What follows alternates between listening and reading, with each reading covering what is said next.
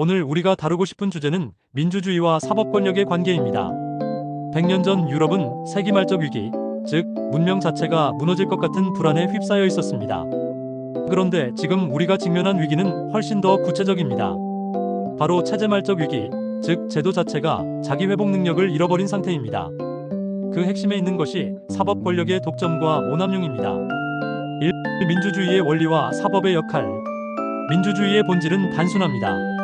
권력이 특정 집단에 고정되지 않고 경쟁과 교체를 통해 개방성을 유지하며 무엇보다 시민의 선택으로 정당성을 얻는 것.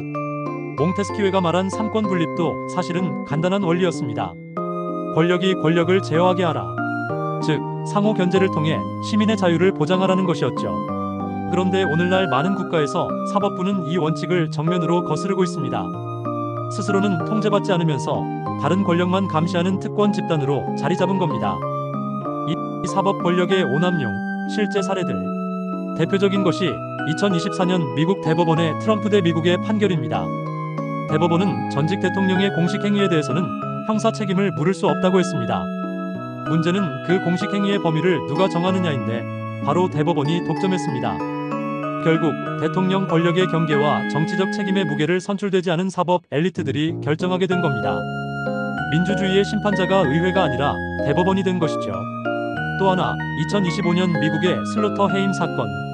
대법원은 대통령이 정치적 이유로 독립기구 위원을 해임하지 못하게 했던 90년 전 판례를 뒤집을 가능성을 열어버렸습니다. 사법부가 단순한 해석의 범위를 넘어 민주주의 권력 구조 자체를 재설계하려던 사례입니다. 사법 문제의 본질 법의 지배가 아닌 사법의 지배.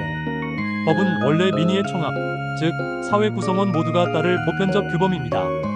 사법은 단지 그것을 적용하고 해석하는 기능적 권한에 불과합니다. 그러나 사법이 해석 권한을 독점하고 그 경계를 자의적으로 정하기 시작하면 법의 보편성은 사라집니다.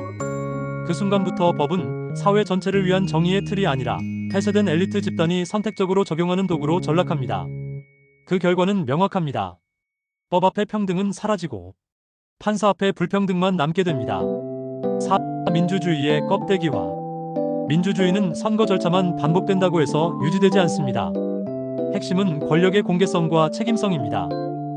하지만 사법 권력이 독립성이라는 명분으로 스스로를 성역화하고 민중의 선택을 무시한 채 폐쇄된 구조 속에서 권력을 휘두른다면 민주주의는 껍데기만 남습니다.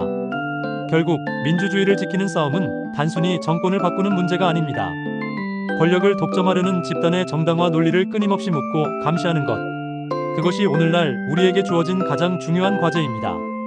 정리하면 오늘날 우리가 마주한 민주주의의 위기는 단순한 정치적 갈등이 아니라 사법 권력이 민주주의의 내부에서 본질을 잠식하고 있는 구조적 위기입니다. 법의 지배가 사법의 지배로 변질되는 순간 시민은 더 이상 주권자가 아닙니다.